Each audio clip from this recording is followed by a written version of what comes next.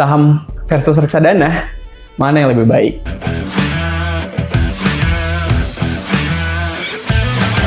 Halo Sobat Cuan, semoga kabar teman-teman di sana itu tetap dengan keadaan yang baik dan sehat walafiat. Nah, di video kali ini kita akan bahas antara reksadana saham dengan saham itu sendiri. Kalau teman-teman bingung, itu siapa yang lebih baik antara investasi saham ataupun berinvestasi di reksadana saham? Nah, kira-kira lebih menguntungkan mana nih? Dan siapa yang memiliki resiko yang paling tinggi? Kalau pengen tahu jawabannya, simak video ini baik-baik ya. Oke, firstly kita mulai dari persamaan antara saham dan reksadana saham. Sebenarnya saham dan reksadana isinya sama-sama saham. Kalau investasi saham, kita itu membeli kepemilikan dari sebuah perusahaan. Nah, kalau sedangkan reksadana saham itu adalah kumpulan dari saham-saham yang dikelola oleh manajer investasi yang isinya minimal 80% saham itu sendiri dan sisanya yaitu 20% pasar uang ataupun instrumen obligasi. Oke, kalau kita lihat dari beberapa contoh reksadana saham di atas ini. Ada Manulife Dana Saham kelas A, BNP Paribas Srikahati, dan Batavia Dana Saham. Dan kalau misalnya kita lihat dari fun fact sheet reksadana saham Manulife Dana Saham kelas A dari Manulife Investment Management, nah kalau kita lihat alokasi portofolio reksadananya adalah 95,32%. Isinya adalah saham dengan kepemilikan terbesar yaitu di Bank Mandiri, Bank Rakyat Indonesia, dan Bank BCA, yaitu dengan 4,68% isinya pasar uang. Nah, persamaan selanjutnya ini adalah resiko saham dan reksadana saham yang sama memiliki tingkat resiko yang lebih tinggi. Nah, kalau kita lihat dari harganya itu bisa fluktuatif atau naik turun seiring dengan berjalannya kondisi ekonomi dan pasar yang terjadi saat ini. Apalagi reksadana saham, jika suatu sektor sahamnya mengalami penurunan, tentunya ini memboboti reksadana itu sendiri dan harga reksadana akan mengalami kerugian yang drastis. Dan keduanya ini cocok untuk investasi bagi Anda yang investor jangka panjang. Oke, next pembahasan selanjutnya adalah perbedaan antara saham dan obligasi saham. Perbedaan yang pertama adalah return yang dihasilkan. Nah, return pada saham itu fokus terhadap suatu saham dari perusahaan itu sendiri. Jadi naik turunnya harga saham itu hanya pada satu perusahaan. Kita ambil contoh, kita misalnya beli saham Bank Mandiri nih, atau kode sahamnya BMRI. Nah, tentu naik turunnya saham tersebut menjadi kinerja dari bank itu sendiri. Sedangkan return dari reksadana saham itu berdasarkan akumulasi atau jumlah dari saham-saham yang dikelola oleh manajer investasi. Nah, contohnya reksadana saham itu mengelola saham dari Bank BRI, Astra, dan Telkom.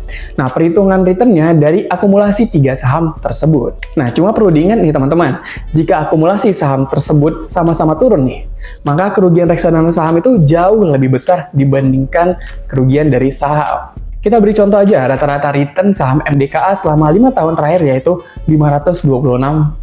Nah, jika kita bandingkan dengan MDS kelas A dengan mengelola saham MDKA juga nih, tapi returnnya itu yang dihasilkan selama 5 tahun malah minus. Oke, tapi perlu dijadikan perhatian, itu semua hanyalah contoh dari perbandingan banyaknya saham dan reksadana saham yang tersedia. Tentu banyak juga saham dan reksadana saham yang memiliki pertumbuhan dan kerugian yang berbeda juga. Dan tidak bisa disimpulkan dalam satu contoh ini saja yang telah saya jelaskan tadi. Oke, move ke perbedaan selanjutnya. Perbedaan selanjutnya yaitu modal investasinya. Tentu saja ini sangat penting jika ingin berinvestasi tapi modalnya terbatas. Nah, kalau saham itu minimal pembeliannya itu ya 1 lot untuk harganya yang bervariasi di pasar modal. Jadi kalau saham-saham blue chip itu harganya sudah cukup tinggi. Sebagai contoh saham BBCA yang harganya itu sekarang 9.100 per lembar. Berarti kalau satu lotnya harganya itu berapa? Ya 910.000 per lotnya. Tentu investor harus memiliki modal minimal 1 juta untuk berinvestasi di saham BBCA ini. Nah, di sisi lain, hal ini berbeda dengan reksadana saham. Investor hanya butuh modal sebesar Rp100.000 untuk membeli reksadana saham, dan jika reksadana saham, artinya juga kita membeli beberapa jenis dari saham itu sendiri. Bisa dibilang modal investasi reksadana saham lebih murah dibandingkan investasi pada saham itu sendiri. Nah, perbedaan selanjutnya adalah likuiditasnya. Sebenarnya nih, saham maupun reksadana saham sama-sama bisa dicairkan kapan aja. Akan tetapi, saham lebih cepat dicairkan dananya dibandingkan reksadana saham. Hal ini bisa dibedakan dari durasi waktu jual belinya. Jika jual beli saham, itu jamnya sudah ditetapkan oleh Bursa Efek Indonesia atau BEI, yaitu jam 9 pagi sampai dengan jam 15.50 sore. Dan perlu diingat, naik turunnya harga saham itu secara real time. Nah, setelah kita sudah menjual sahamnya, maka uangnya akan cair 2 hari kerja, atau biasa kita sebut dengan T+2. Sedangkan durasi jual beli reksadana saham itu ada jam tertentunya, yaitu jam 11.00 hingga jam 12.00.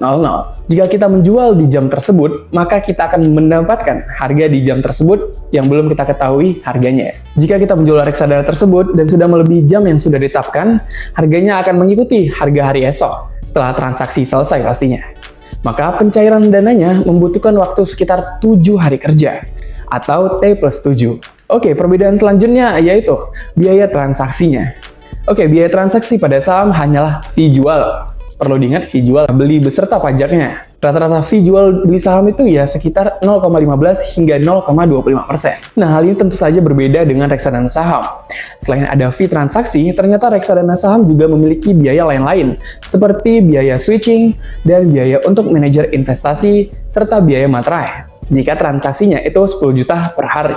Biaya manajer investasi itu biasanya 2-3,5%. Tapi ini semua tergantung masing-masing dari manajer investasinya sendiri. Oke, kita next ke pembahasan selanjutnya, yaitu resiko investasi saham dan reksadana saham. Jika dilihat dari risiko investasi, risiko saham itu memiliki tingkat risiko yang tinggi. Karena 100% dari analisa dan keputusan jual beli itu ada di tangan investor. Karena 100% analisa dan keputusan jual beli saham itu ada di tangan investor. Dan jika kita salah menganalisa sebuah saham, maka kita akan mengalami kerugian pastinya. Nah, untuk reksadana saham itu juga memiliki tingkat risiko yang tinggi. Nah, meskipun begitu, risikonya tetap dijaga dan terkelola baik oleh manajer investasi yang tentunya trusted. Tugas kita hanya memilih manajer investasi mana yang kredibel dan dapat dipercaya. Tadi kita sudah membahas persamaan dan perbedaan dari investasi saham dan investasi reksadana saham. Dan pembahasan yang terakhir adalah lebih bagus mana nih? Antara saham atau reksadana saham. Kalau dibilang lebih bagus saham dan reksadana saham, tentu semuanya sama-sama bagus. Mungkin saya bantu cari hal-hal yang cocok bagi kalian yang ingin mencari perbedaannya. Dari semua pembahasan yang sudah saya sampaikan, jika kalian belum pandai menganalisa sebuah saham dan belum paham cara jual beli saham, better pilih reksadana saham. Dan jika kalian sudah paham mekanisme jual beli saham, ditambah kalian sudah bisa menganalisa sebuah saham baik dari segi analisa teknikal maupun analisa fundamentalnya, kalian itu bisa memilih saham sebagai bentuk investasi kalian. Nah, oke Sobat Cuan, itu aja pembahasan kita pada hari ini. Semoga mudah dipahami dan bisa menjadi pertimbangan bagi kalian untuk memulai investasi. Untuk bisa melihat pembahasan investasi berikutnya dan lebih lengkap, jangan lupa like, komen, dan subscribe video ini. Dan jangan lupa share juga video ini. Sampai jumpa di pembahasan selanjutnya. Salam cuan dan bye-bye.